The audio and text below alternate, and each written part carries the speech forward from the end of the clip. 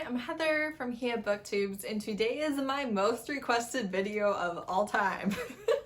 This is a guide to Jessica Gadziala. Jessica is basically my favorite author. I've read 36-ish of her books, and I have over 50 to go. So she has over 80 books, including short stories and things. So her backlist is extensive. She basically puts out at least one book a month, and I love that. She's an indie author who writes mostly romantic suspense based in the fictional town of Navesink Bank. Most of her books are interconnecting, although they are all standalones and can be read as standalones, so you can start any place that you like if one particular story appeals to you more than the others. She also has several standalones which are outside of her Navesink Bank Universe and are completely unconnected in any way. I love Jessica's stories. I love her mental health representation, the chemistry that she has between her characters, the representation and diversity that she includes, and her ability to use just a couple of sentences to get you to feel empathy for someone without going in depth into someone's trauma and abuse on page. I think that that is a skill that is dramatically underappreciated in the romance genre. I personally don't want to read pages and pages of abuse, and I don't want to spend a lot of time being incredibly sad for my main characters. But at the same time, people have trauma and none of us get through life unscathed. We just don't. And I appreciate that she is able to paint a picture of somebody having gone through something without making you go through the muck with them step by step, chapter after chapter. I really appreciate the level that she brings into her books of that. Another thing that I really love about Jessica's writing is that her characters are not copy and paste. She doesn't have a very similar alpha in every single book or a very similar spunky heroine in every single book. There's a lot of variety in not only their struggles and their issues, but also their personalities, their sense of humor, the way that they enjoy sexy times, and or the way that they operate in an action-based setting. I enjoy so much not only seeing my favorite characters pop back up, seeing their interactions with each other, but also the fact that each one feels unique and like a person, and rather than just a here's your tall, black-haired, blue-eyed, abs for days alpha male who doesn't know how to communicate and has slept with hundreds of women. She does have that. The Maleks. But that's not all that her writing is, and I'm grateful for that fact. So all of her romantic suspense series are interconnected in the fictional town of Navesink Bank, New Jersey. In this town, you have loan sharks, you have the Mafia, you have a motorcycle club that runs guns, you have your independent criminals, you have the fixer agency who are not actively committing crimes themselves but are cleaning up other people's crimes for a price. And you also have Hailstorm, which is kind of a ex-military personnel, mercenary, survivalist camp thing. Yeah, plus of course many other power players, but you have all these different organizations within the town, and pretty much each one of the organizations has their own series. So kind of depending on what interests you most or where you want to start, you will see all of the characters kind of intermingled, but it does not matter which order you go in. You do not have to start with 1 and go all the way to 80. It's perfectly okay to jump in at different points. These are several different points that I think are a good option if you want to jump in and learn the power players while still starting at the beginning of a series. I personally do have my opinion on what is best, but I have not read every single one of her books, and I did not start reading them when she started writing them. I found her books a couple of years ago, and she had like 3 years worth of backlist at that point. So a lot of the times I have not loved her early books quite as much. While I do think that her writing has improved and that she has honed her skill as she has worked on it for so many years, at the same time, it's not the fact that her writing is bad at the beginning. That's not why I don't tend to absolutely love her early books. It's just a slight difference in style, a little bit different level of the trauma, and pacing and the involvement of the hero have been different things that have made her earliest work not my absolute favorite. However, if you want to read in her official reading order and want to start all the way at the beginning of her 80 books and just progress through them, then you should start with For a Good Time Call. This is about a sex phone operator, and it deals with religious abuse. So she grew up in a very religious family who were abusive, and the dad in particular was the biggest problem, and there was a variety of abuse. So she was uneducated and neglected and abused. There was a lot of different layers to it. And also because of this, she is cutting herself. That is another thing that I don't enjoy reading about, and so that's why this particular book is not my favorite. However, I really cared for the characters. I very much was caught up in the story, and she does end up marrying a Malek brother, and they eventually end up moving to Navesink Bank. And the Malek Brothers are loan sharks. They are a series in Navesink Bank. They show up in a lot of the other series. They are the tall, dark hair, blue eye, ridiculously gorgeous family of men who everybody recognizes on sight.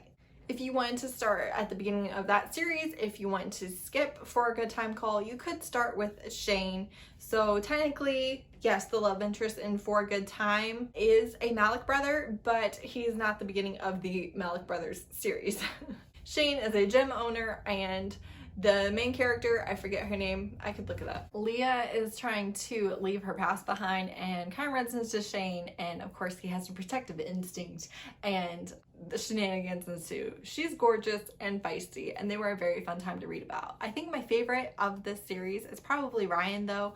The main character has agoraphobia, and she cannot leave her apartment.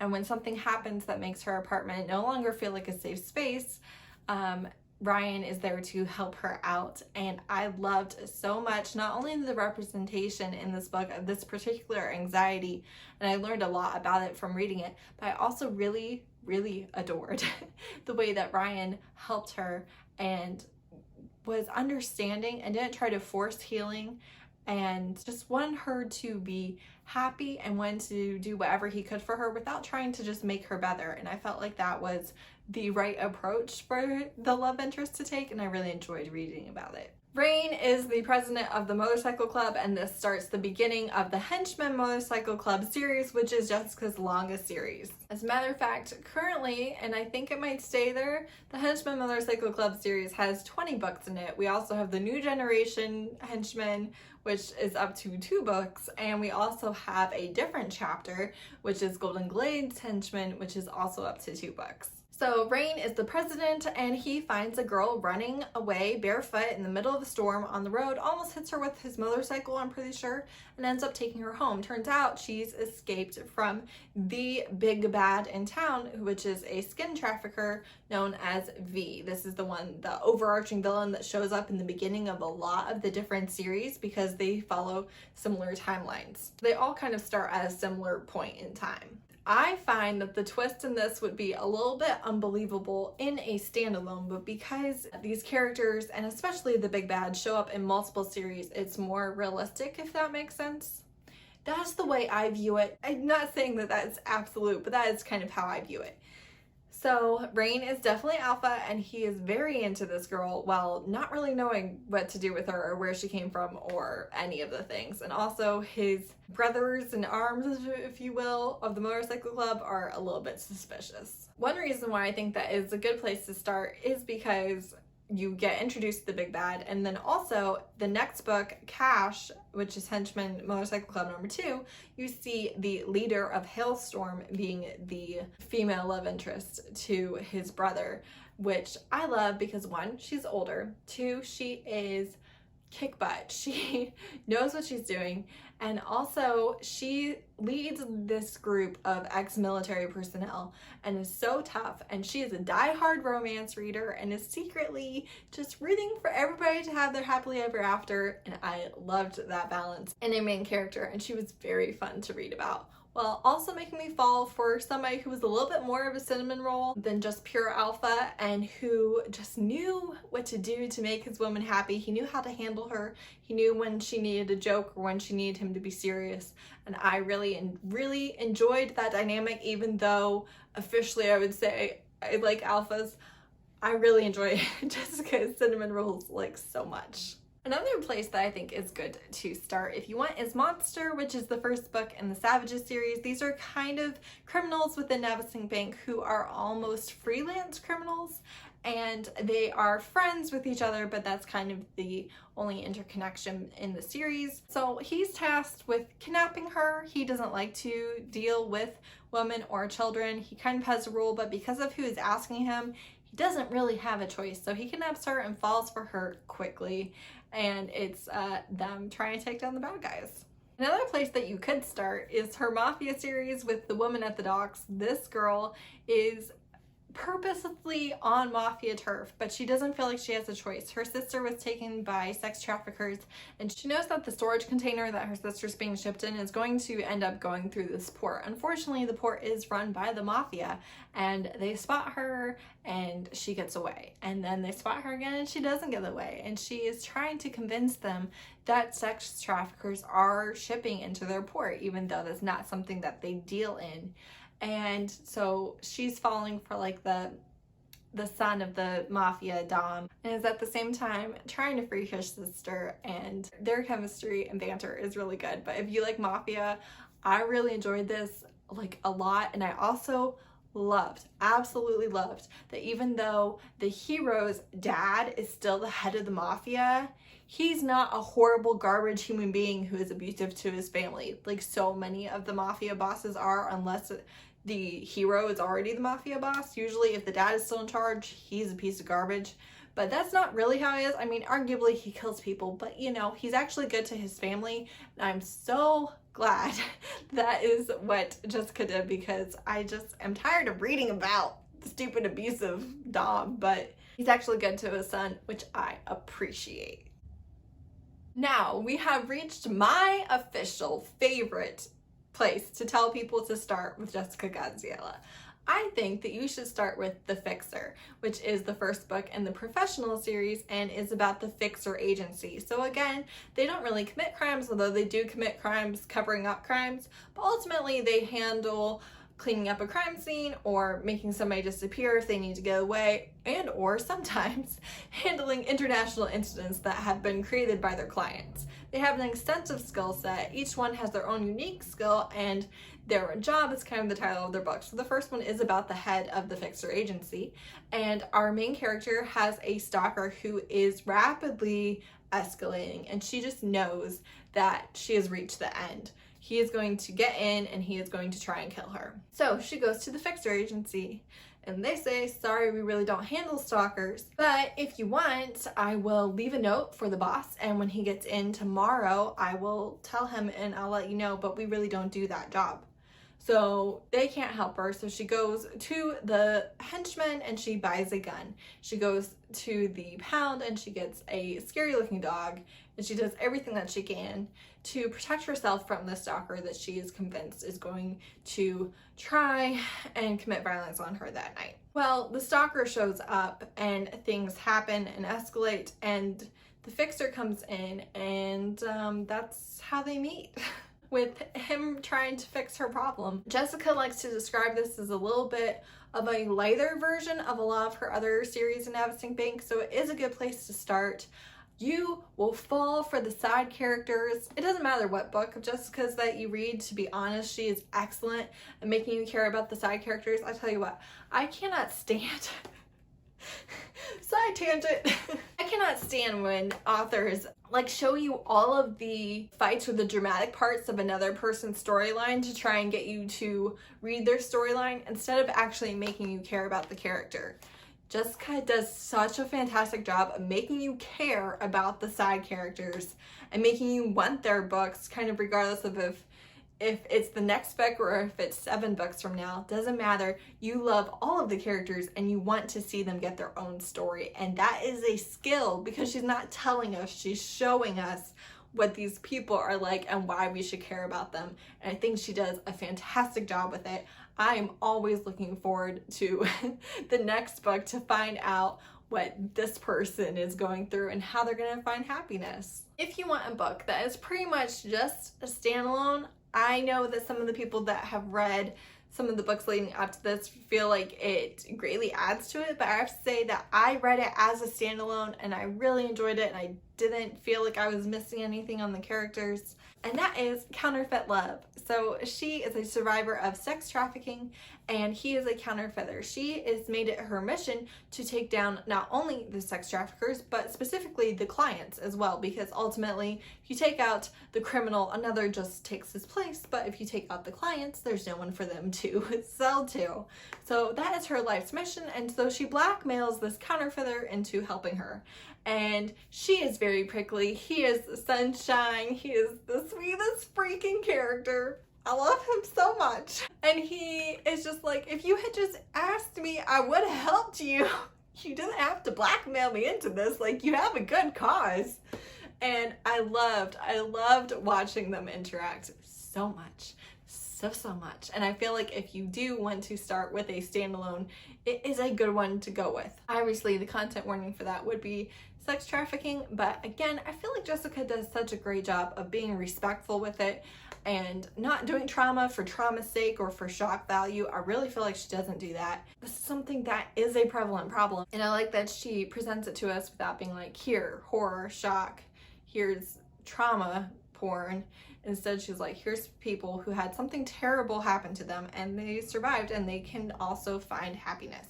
Okay, if you do not want the Navesink Bank Universe, there are other places for you. First one would be The Sacrifice, which is Seven Sins MC #1. This is actual demons, literal demons from hell, motorcycle club, and the first one is about a witch. She is the sacrifice for that generation. The witches have a treaty with the demons that every generation they send a witch, and they don't know what the demons do with them. But because of that, the witches are not under attack. It keeps the peace, and so they do it.